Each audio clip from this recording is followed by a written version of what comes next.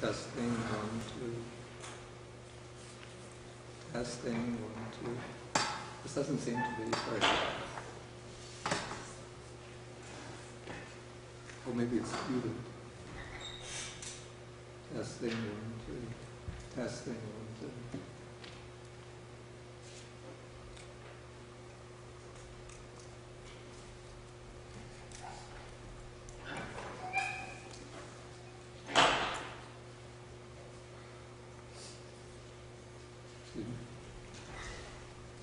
Testing, 1, 2.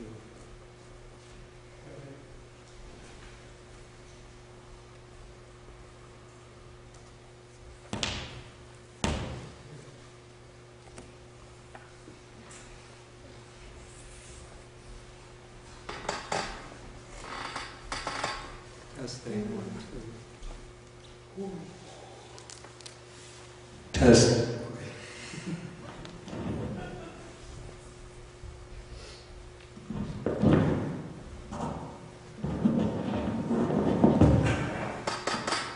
Testing, 1, 2, 3.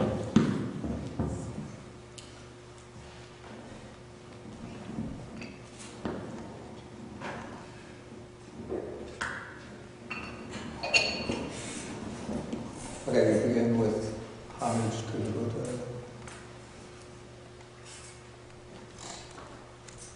Namo tassa bhagavato arahato samma sambuddhassa.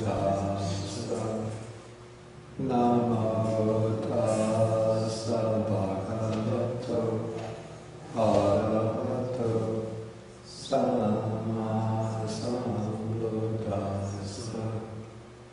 Namo tassa bhagavato arahato samma sambuddhassa.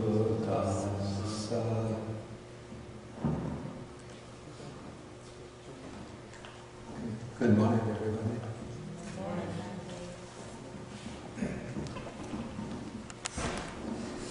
Okay, today we will be taking Sutta number 26 in the Majjhima Nikaya. This is called the Arya Pariyesa Sutta, which means the noble search. And this is a story about the Buddha's own quest for enlightenment. And so I will weave together this sutta together with passages from another sutta, number 36, which also deals with the story of the Buddha's quest for enlightenment. And generally within the oldest discourses, the Nikayas, we don't find an interest in the biography of the Buddha so much for the purpose of recording biographical facts. Is that thing working? We got it. Okay, so we don't find an interest in the life of the Buddha from the standpoint of recording biographical facts, but certain stories about the Buddha's quest for enlightenment and his activities are given in a way to set up, you might call this a kind of paradigm or a model for, it serves as an example or model for followers of the Buddha's path. So we could say that the life of the Buddha serves as a supreme example, the supreme model of a life which is dedicated to enlightenment, to realization. Okay, so the sutta begins one time when the Buddha was living in the town of Savatthi, and then there was a group of monks who apparently they might have come from elsewhere because they say that they had not heard, for a long time they had not heard a discourse from the Buddha himself. And so they go to the Buddha's attendant, Venerable Ananda, and ask whether they could have that privilege of hearing the Buddha give a discourse. And then Ananda indicates to these monks, he says, you should go to the hermitage of a Brahmin named Ramaka. And then he says, perhaps you will get to hear a discourse from the Blessed One's own lips. In other words, Ananda is giving them a kind of hint that he is going to take the steps in requesting the Buddha to give a discourse for the sake of those monks. Okay, so then in the evening, or the afternoon, the Buddha and Ananda, they go to another place in Savatthi called the Eastern Park. They spend the day there. And then in the evening, when they get up from their meditation, they go to a place, to the bathing place. Then after their bath, the Venerable Ananda says to the Buddha, in effect he says, let's go to the hermitage of the Brahmin Ramaka. And he praises this place in a way to try to persuade the Buddha to go there. The Buddha agrees by silence, and then they go to the hermitage of this Brahmin. And now when they arrive, then these monks are sitting in the hermitage. They've already gone there, and so they're discussing the Dhamma. Then the Buddha enters, and then he asks, what is the discussion that you were engaged in just now? And then the monks say that our discussion was about the Buddha himself. Okay, then the Buddha says, good monks, then he makes an important statement. He says, it is fitting for you, young men who have gone forth out of faith from the home life into homelessness, to sit together to discuss the Dharma. When you gather together, you should do either of two things. You should hold discussion on the Dhamma or maintain noble silence. 掌权法师现在在哪里？你们要告诉他，今天上课你睡怎么样？我们睡，我们要一起来，要两个东西要做一个，我们要说法，还是或是要模仿，对不对？我想他说话太多。Okay, so when you sit together, you should do either of two things. Either hold discussion on the Dhamma, or else maintain noble silence. Very important instructions, because in monastic circles these days there's a tendency not to pay much attention to that. Okay, so now the Buddha is going to come into the main part of the discourse. He speaks about two kinds of searches, or we say two kinds of quests. Here, the Pali word that's used is the word that comes, it's the title of the sutta. The word is pariyesana, which means seeking, questing. And so the two kinds of search are called the noble search and the ignoble search. And so the noble search is Arya Pariyesana, and the ignoble search is Anarya Pariyesana. Okay, so these are like the Buddha's here setting up like two aims, two aspirations for people. So first he takes the ignoble search. What is the ignoble search? Okay, someone who is himself subject to birth seeks what is subject to birth, being himself subject to aging, seeks what is also subject to aging, being subject to sickness, to death, to sorrow, to defilement. He seeks what is also subject to defilement. Okay, so here I think 6 things are set up. You say 6 imperfections, being subject to birth, aging, sickness, death, sorrow, and defilement or corruption. And so the ignoble quest is to have one's whole life center around acquiring more and more of these things that are marked by these 6 characteristics. And so then the Buddha raises the question, what is it that is subject to birth, aging, sickness, death, and so on? Okay, then he mentions in terms of the types of objects that were sought after in this particular period of Indian history. We can make appropriate substitutions to apply it to today. Okay, so what is subject to birth and so on? Okay, sorry, this is not so fashionable, but wife and children are subject to birth. Okay, for women you could say husband and children subject to birth. Men and women slaves. Okay, in India at that time was a slave-holding society. Goats and sheep, fowl and pigs, elephants, cattle, horses and mares, gold and silver are subject to birth. Okay, what would we say today?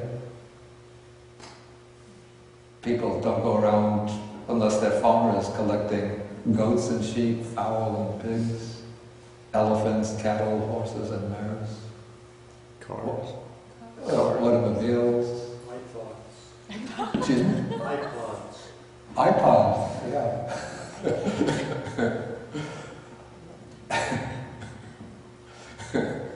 Somebody gave me an iPod about 2 weeks ago. I looked at it and thought, too complicated. iPod, what else?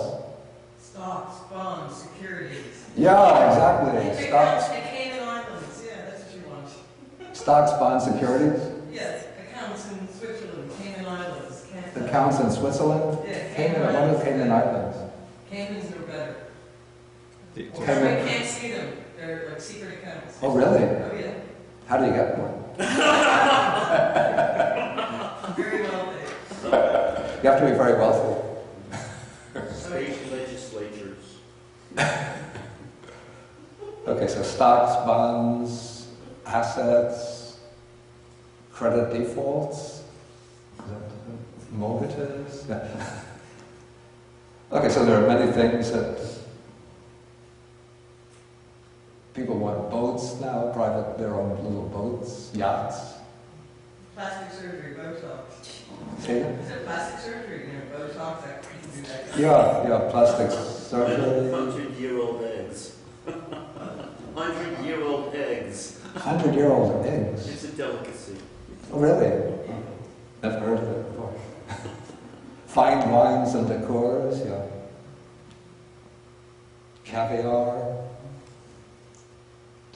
Okay, then he uses very important words for understanding the early text. These acquisitions are subject to birth. The word in Pali, it's very difficult to translate adequately into English.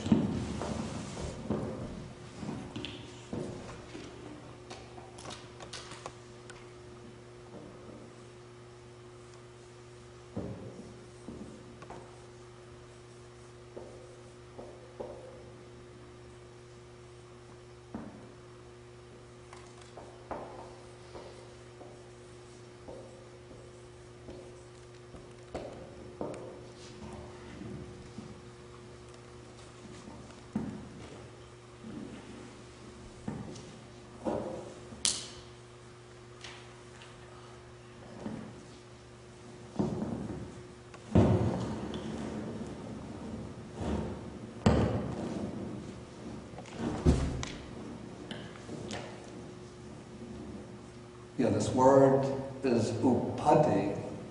which it's based on the root da, which means to place, and the prefix upa sometimes has the sense of near. So upati would be literally things that are placed near oneself. And so it comes to take on the meaning of things that one acquires, things one possesses. We might even translate, in fact, more recently I've been translating the word as assets, things that one takes upon oneself and acquires possession over. And then this word comes to be used in different ways in different contexts, so that the word upati can mean, on the one hand, it can mean material possessions.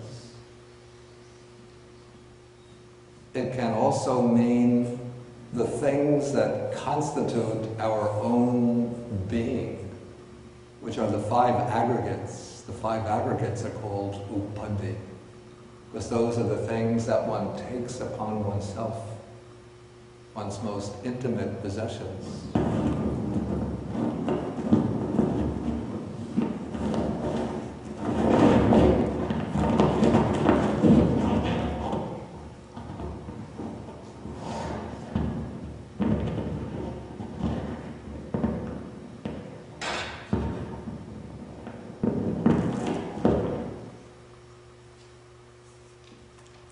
And then the word upati also comes to mean the act of taking possession. So you could say it's the act of acquisition. So it has this sort of double meaning. On the one hand, it's the things that one takes possession of, the objects of acquisition, the objects of attachment, and also it is the act of acquisition, the act of claiming possession. And then we find in the text there's a word based on upati, it's the negation of it, near upati, which I wrote on the board. And this means without acquisitions, or free from acquisitions. And this word is used as a synonym for nibbana, nirvana. So nibbana is nirupati, because one who has attained nibbana doesn't take possession of anything, doesn't claim possession over anything. And we could say inwardly this person has cast off all acquisitions, the act of acquiring things.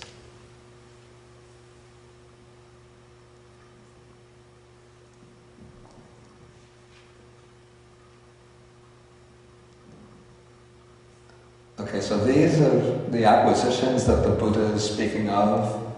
And then the Buddha says, one who is tied to these things, we could say addicted to these things, we'll use tied to these things, infatuated with them, then here I would maybe change this to and addicted to them, being himself subject to birth, seeks what is also subject to birth. Okay, so we have all of these possessions, prized possessions, assets, things that one acquires. When one becomes attached to these things and one can't live without them and one continuously is seeking them, that is what binds one to continued birth. And so one is subject to birth, one seeks what is subject to birth, and because of that, one undergoes birth again and again. And the same thing is repeated in regard to what is subject to aging, sickness, death, sorrow, except some things are excluded from sorrow. Gold and silver is excluded from sorrow, because The money doesn't weep. And then subject to defilement. Okay, so that all is considered the ignoble search. And we have to understand also, in the Buddha's time, society, culture had been undergoing very rapid and drastic changes. It was changing from a very quiet, structured agricultural society into an urban society. Towns were growing and expanding, developing into cities. The people who had been previously low in the social system, the Vaishyas, the merchants, the farmers, were now rising up because they were developing their businesses and they were becoming wealthy landowners, wealthy businessmen. And so society was in a state of flux, commotion, change, and this kind of what we call today materialism was spreading out through the whole culture, just almost the way it is today. So we should imagine that ancient Indian culture was always a very deeply religious and spiritual culture, but there was a kind of growing materialism that was spreading and changing the whole face of society. And the Buddha would have observed this. Probably it was one of the spurs that induced him to leave the worldly life and become a spiritual seeker. Okay, so that is the ignoble search. And now the Buddha is going to contrast that with the noble search. Here I come to paragraph 12. So what is the noble search? Here, someone being himself subject to birth, having understood the danger or the drawback, the defect in what is subject to birth, seeks the unborn supreme security from bondage, nibbana. Okay, here we have another important term in this sentence. The word is it's the Pali word that's translated danger. This is the word adinava.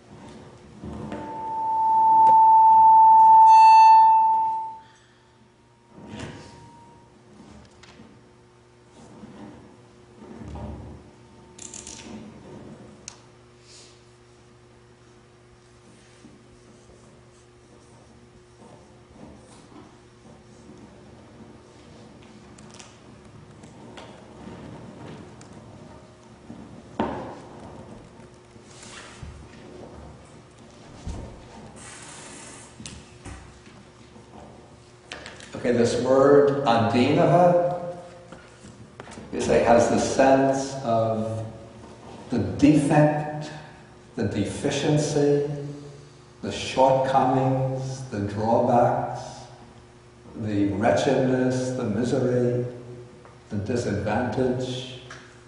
All of these are just implications of this word adinava. And so, what serves as the spur, the goad, the inducement to enter upon the life of spiritual seeking, the life of renunciation, the quest for liberation, is understanding the danger and defects in things that are subject to birth, old age, sickness, death, sorrow, and corruption or defilement.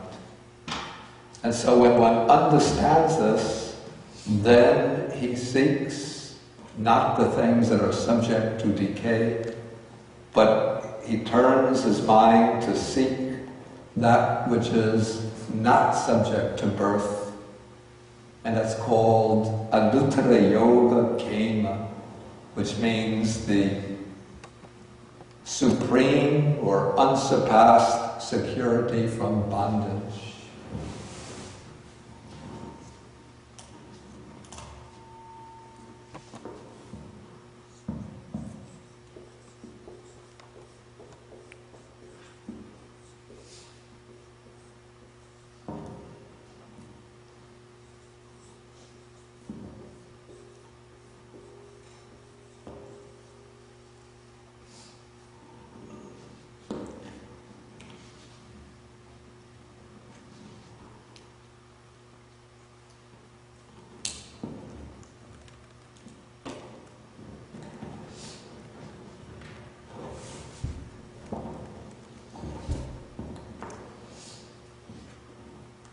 There's the word yoga here.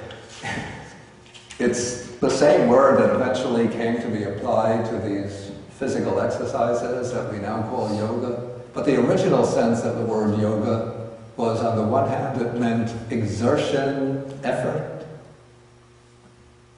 And the Buddha actually praises yoga in this sense. He always says, yogo karaniyo, that an exertion should be made. One should strive vigorously. But the word yoga, it's also like the English word yoke. The word yoke means something which confines one or binds one. And so yoga, in this sense, is a bond.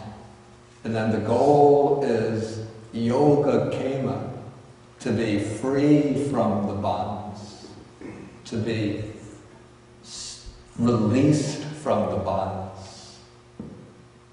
And so that is what is called yoga kema, the security from bondage.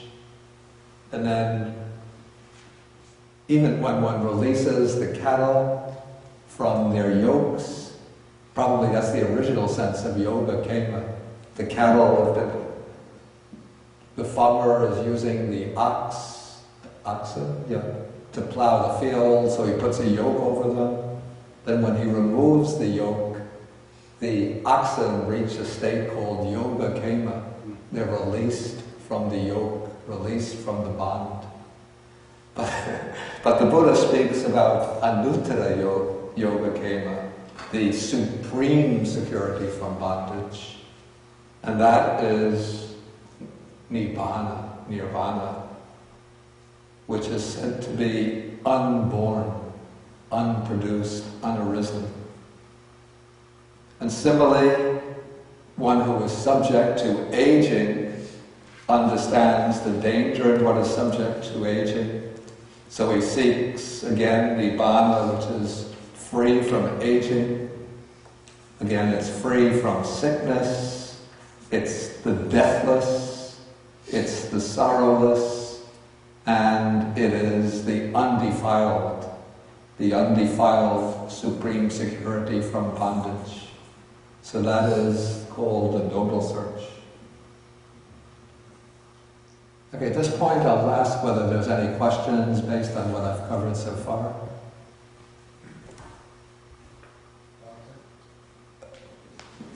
Okay, I see Matt.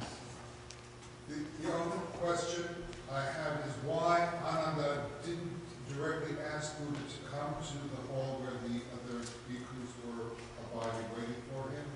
He sort of brought there by subterfuge in a way. Yeah, I don't know actually. That's I don't know the reason.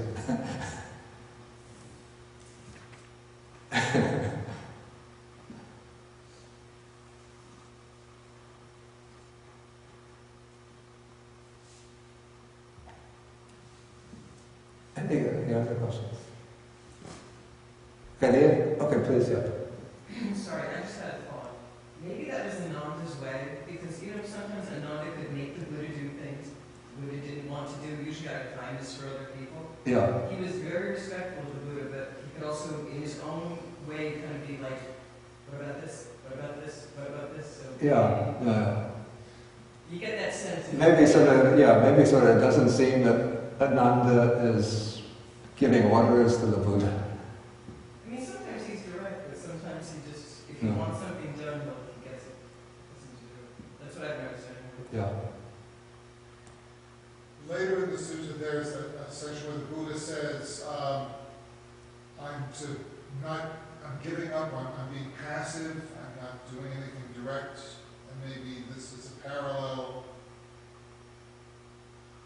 to that, where the Buddha is being sort of passive, allowing this to happen rather than... We'll see, I'm not so sure. Okay, anyway, let us go on. There's a question from the internet, but it's about rather technical, about usage of Pali words, so I don't want to go into it now. Okay, so now the Buddha has set up this contrast between the two kinds of quests, the ignoble quest and the noble quest. And now the Buddha is going to relate this to his own life story, which is interesting here because you see the Buddha is setting up first the contrast between these two types of, these two types of orientation in life. And then the Buddha is going to show that he understands this from his own experience, that it's not something like he is a pious preacher sitting up on the platform giving a lecture on something he hasn't experienced himself, but he's going to show how he has learned this through his own hard life experience. Okay, so the Buddha says, before my enlightenment, while I was still only a bodhisattva, not yet enlightened, I too, being myself subject to birth, sought what is also subject to birth. And so is what is subject to aging, sickness, death, sorrow, defilement, and so on. So the Buddha, maybe the story about him being an actual prince, it's legendary because the Sakyan state was not a kingdom, but it was a republic. But the Buddha was from one of the aristocratic clans. He would have had all of the privileges of the aristocracy. According to other suttas, his father had built for him 3 palaces, one for each season of the Indian year. He would live in the palace surrounded by dancing girls, musicians. He would have lotus gardens. Certainly he would be eating every day the most delicious food. No worries, no cares, no troubles. Then when he was 16 years old, he was married. And probably as a young man, he was still not satisfied with all of this, but he would always have been seeking more because that was the temperament of the Kshatriyas, the warrior class in India. But at some point, the Buddha then, the Bodhisattva, began to question himself and to ask, why, being myself subject to birth, do I also seek what is subject to birth, and so on. Then he says, suppose that I go out, now that I've seen the danger in what is subject to birth, let me go out to seek the unborn supreme security from bondage, nibbana.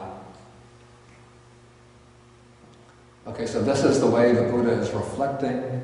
You know, in the legendary life of the Buddha, we have this told in the form of a legend that the Bodhisattva didn't even know that there was such a thing as old age, sickness and death. But one day, out of curiosity, he wanted to see what life was like outside the palace. And so he asked his father, please let me travel outside the palace. His father cleared up the whole city, gave orders, get rid of all of the old people, no sick people, no funerals this day. And so when the Bodhisattva went out, there were all young, beautiful, happy people applauding him and cheering him. But then suddenly, out of nowhere, there appeared an old man walking on a stick, then a sick man lying on the side of the road, trembling and weeping, and then a funeral took place with a corpse being carried to the cremation ground. So that is, we call this the legend. It's a kind of external representation of what is really going on in the Bodhisattva's mind, which is reflecting deeply on the real facts of life, reflecting on birth, old age, sickness, death, sorrow, and defilement. Okay, so then he says, a little sometime later, while still a young man in the prime of life, though my mother and father wished otherwise and wept with tearful faces, I shaved off my hair and beard, put on the kshaya, it's not really yellow, it's a kind of brownish orange robe, and I went forth from the home life into homelessness. Okay, during the Buddha's time, and probably going back even several hundred years earlier, it was the custom for those who wanted to realize truth, to achieve liberation from the cycle of birth and death, to leave the household life and take on the lifestyle of what is called a samana. The samana is an ascetic, a monastic person, a renunciant. And so when the Bodhisattva was a prince thinking about leaving the household life, or thinking about the problems of birth, old age, sickness, and death, he had a certain precedent or a model to follow, and that is to adopt the lifestyle of an ascetic. And so in the Buddha's time there were ascetics who were living in the forest, sometimes alone, sometimes in communities. Some of them would just wear a loincloth, some would go completely naked, others would wear white robes, and others would wear, probably most of them would wear a kind of copper-colored saffron ochre robe. And so the Bodhisattva, following their example, shaved off his hair, beard, and then put on the yellow robe, the saffron robe, and entered the homeless life. And when one entered the homeless life, the usual path that one followed was to seek out a teacher. One would be looking for somebody who knows the way to wisdom, somebody who knows the way to enlightenment. And so probably after the Bodhisattva left the palace and became a wanderer, he would meet with fellow wanderers and ask, who are the wise teachers around? Who are the top-rated gurus of the day?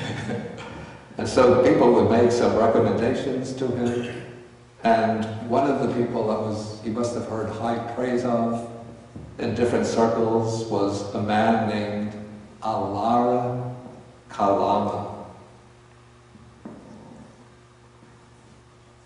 Okay, so now the Bodhisattva comes to Alara Kalama and he says, I want to lead the holy life in this Dhamma and discipline.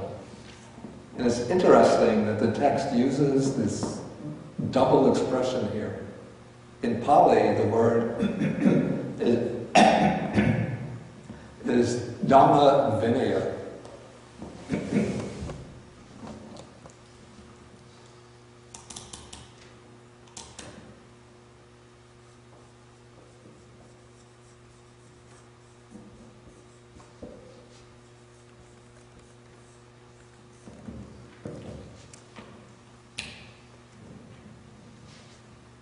And this is the word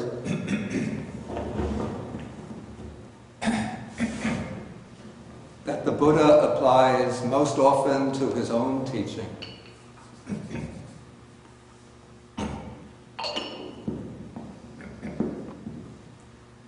So what the Buddha himself teaches is a Dhamma, which is the doctrine. And then the word Vinaya has come to take on the meaning of the code of monastic rules. But actually probably the older, more original sense of Vinaya is the course of training, the course of practice. And so every teacher also during this period would have had his own Dhamma Vinaya. The Dhamma would have been some kind of philosophical doctrine which laid out kind of intellectual or conceptual structure around which the quest for enlightenment was arranged or organized.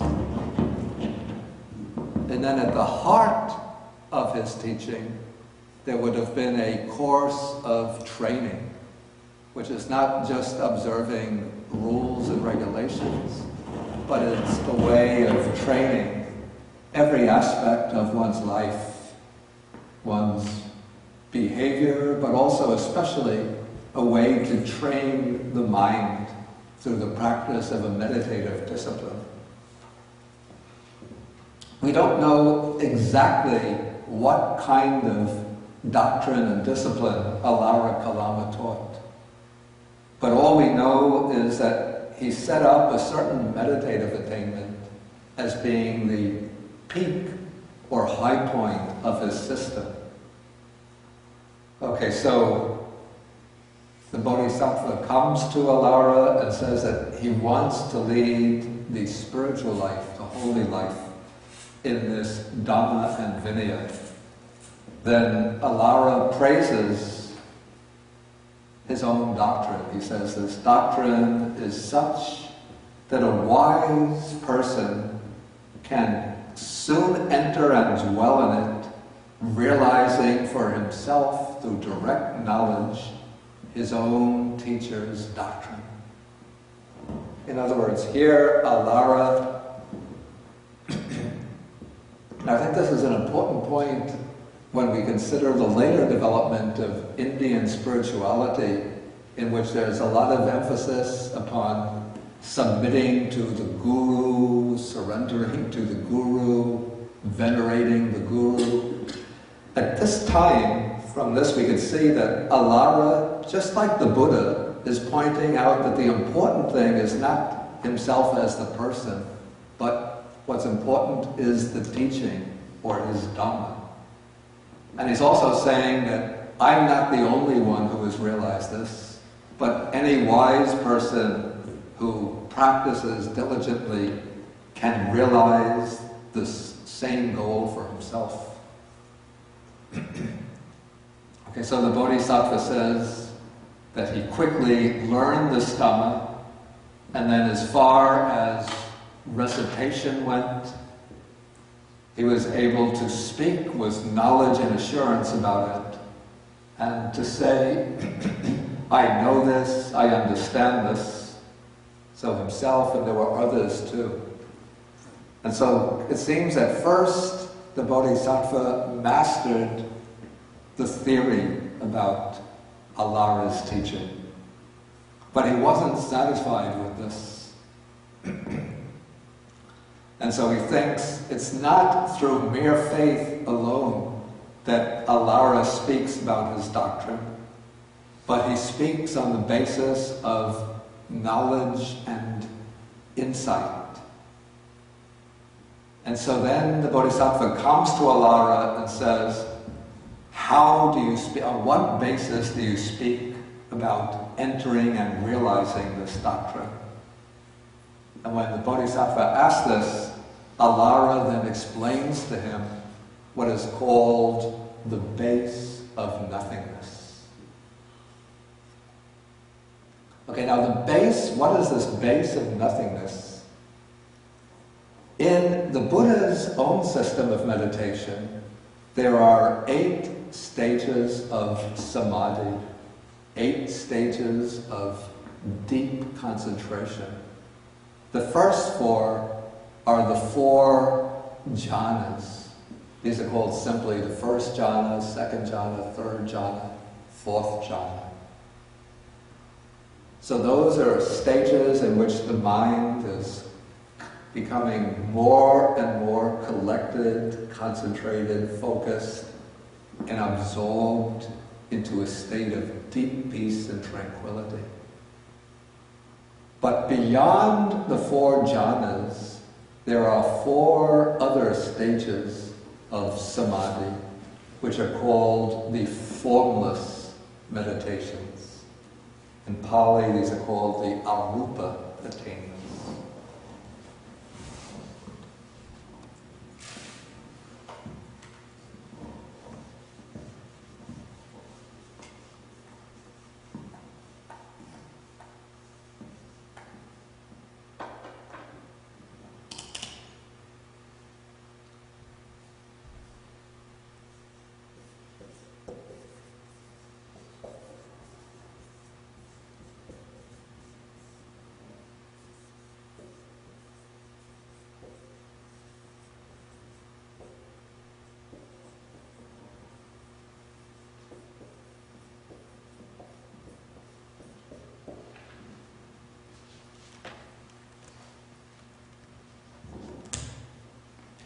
These are called arupa samapatti. That means the meditative attainments without any form as its object. The jhanas have some kind of visible form as their object, like a bright, beautiful, radiant light. But in the formless attainments, even that beautiful, bright light vanishes, and there is an absorption of the mind without any kind of visible form for the mind to latch onto. And so the 4 formless attainments, the lowest is called the base of infinite space. So all form drops away, and there's just left a kind of mental perception of the infinity of space. Then going beyond that comes the second level, which is called the base of infinite consciousness. So space drops away, the awareness of space drops away, and the mind focuses upon the infinite expanse of consciousness itself. In the third stage, even consciousness as an object drops away, and there remains what is called nothingness. It's a kind of state without any obstruction, any impediment, any kind of substantial object ahead of it, in front of it. Okay, so Alara Kalama was able to enter into that state called the base of nothingness. And apparently, he took the attainment of that state to be the attainment of liberation, the attainment of enlightenment. Okay, so the Bodhisattva reflected that he has all the qualities needed to realize that attainment. He has faith, energy, mindfulness, concentration, and wisdom. And so he makes a determined effort to reach that meditative state. And so he quickly enters and dwells in that state, experiencing it for himself.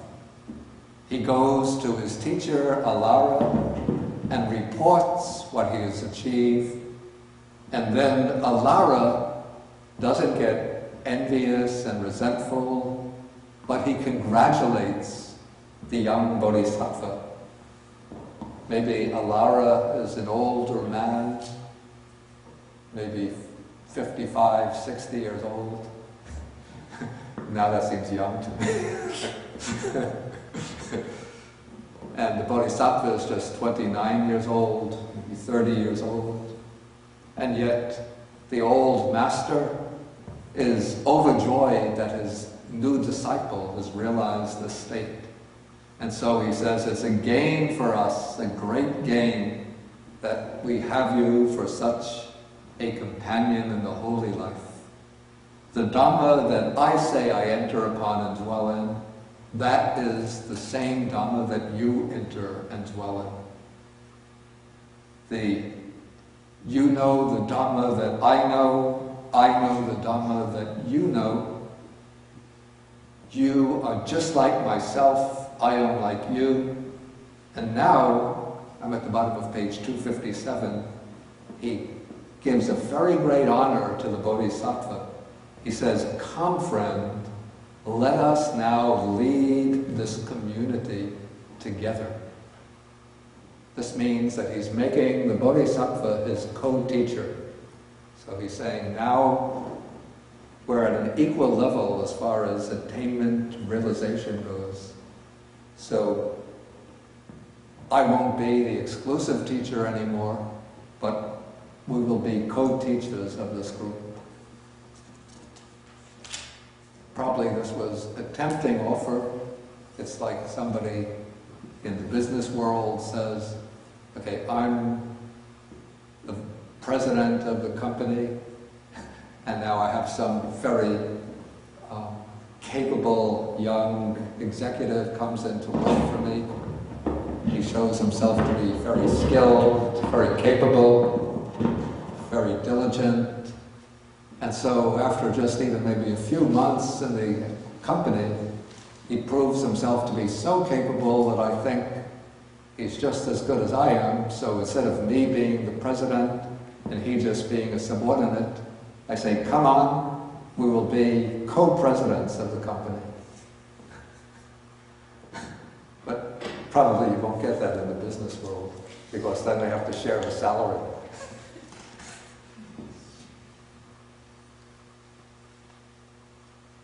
Okay, so the Bodhisattva goes on, he says, now he's speaking to the monks, he says, thus Alara Kalama, my teacher, placed me, his pupil, on an equal footing with himself and awarded me the highest honor. But now the Bodhisattva, maybe he said to Alara, let me think about it for a while, not just accepting it once. But when he went off to reflect, then he thought to himself, this Dharma